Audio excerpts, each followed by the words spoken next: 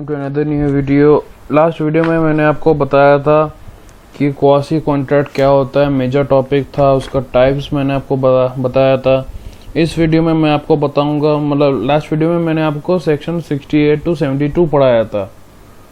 वो पूरा सेक्शन, चारों सेक्शन कवर करते हैं क्वासी कॉन्ट्रैक्ट को। अब हम लोग थोड़ा उससे और आगे बढ़ेंगे, that is the types of rewards या फिर types of damages awarded by court. Section 73 में इसको बताया गया है।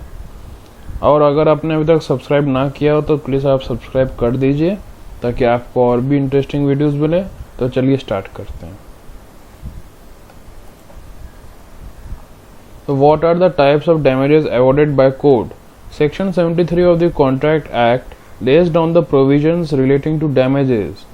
It provides that the party who breaches a contract मतलब जो कॉन्ट्रैक्ट को तोड़ता है, जो डिसोबे करता है कॉन्ट्रैक्ट का टर्म्स एंड कंडीशन को और परफॉर्मेंस नहीं करता, इज लायबल टू कॉम्पेंसेट। मतलब एक्स और वाई ने कॉन्ट्रैक्ट किया, वाई ने ब्रीच कर दिया कॉन्ट्रैक्ट का, उसने अपना परफॉर्मेंस नहीं किया, उसने अपना तरफ का पार्ट का परफॉर्मेंस नहीं किया, तो वो लायबल है एक्स को। जो भी डैमेजेस हुआ है वाई के कारण, वाई के नॉन परफॉर्मेंस के कारण वाई को कॉम्पेंसेट करना पड़ेगा।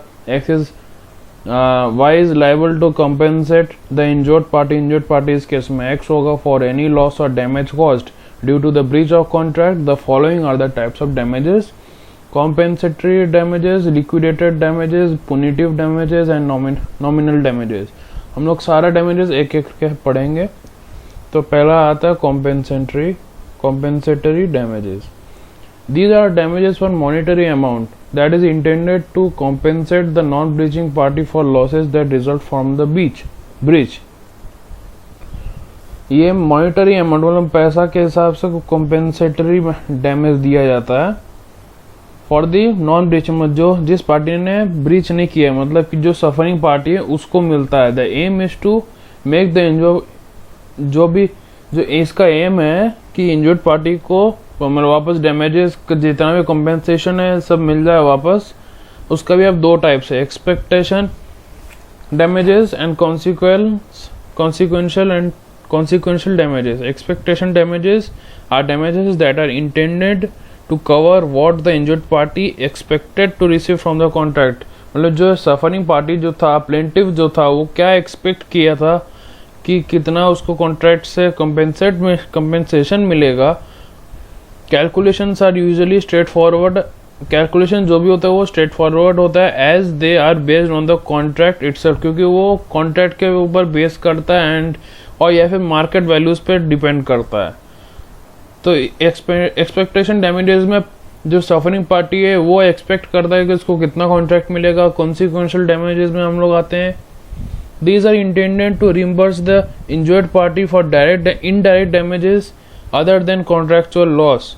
मतलब इनडायरेक्ट डैमेज जो भी हो रहा है सफरिंग पार्टी को, प्लेंटिव को, वो सब कंपेंसेट करने वाला है अदर देन कॉन्ट्रैक्ट। मतलब कॉन्ट्रैक्ट में जो लॉस हुआ उसको छोड़ के बाकी इनडायरेक्ट लॉसेज जो हुआ उसको। For example loss of business profit due to an undelivered machine, या फिर एक्स और वाई के बीच में कॉन्ट्रैक्ट हुआ था कि एक्स तो मशीन डिलीवर करेगा पर एक्स ने अपना वो मशीन डिलीवर नहीं किया तो वाई को बिजनेस का प्रॉफिट लॉस हुआ।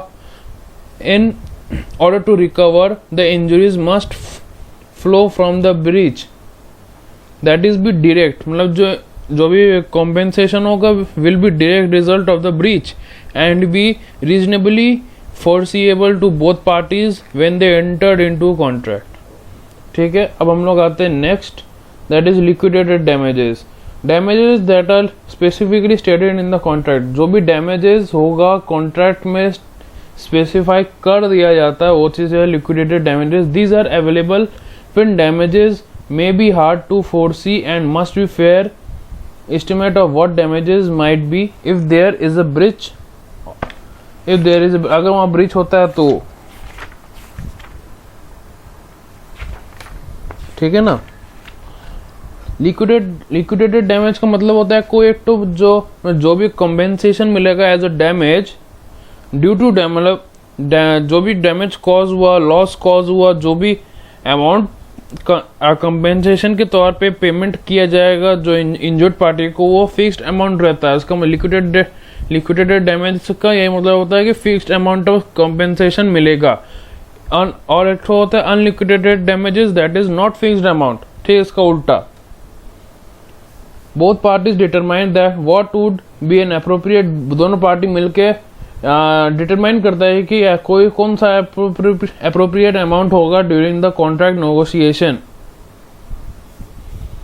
ठीक है, अब हम लोग आते हैं इसका next, that is punitive damages.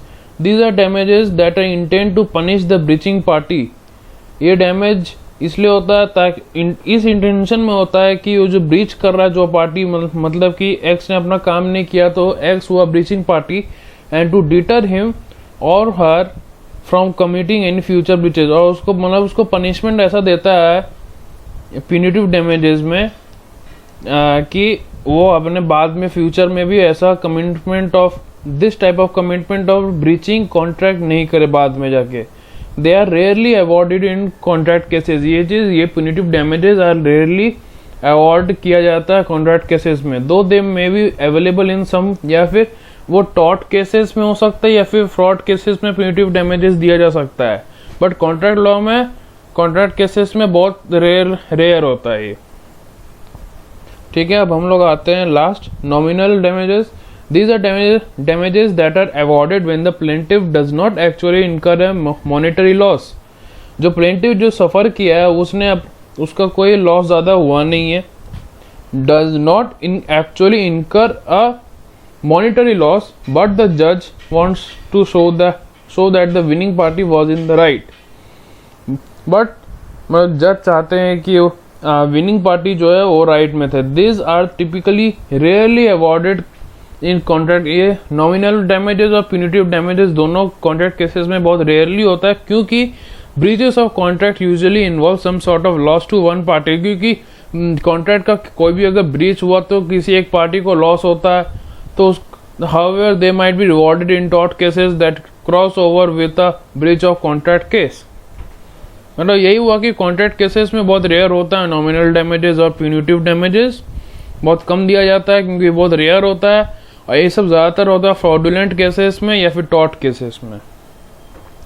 आज का क्लास में आपको ये लिए यहीं तक रखूँगा, तब तक और अगर आपको समझ में आ जाए तो please like share and subscribe कीजिए ज़्यादा से ज़्यादा वीडियोस के लिए, और अगर कोई डाउट आता है तो कमेंट सेक्शन में प्लीज़ बोल दो।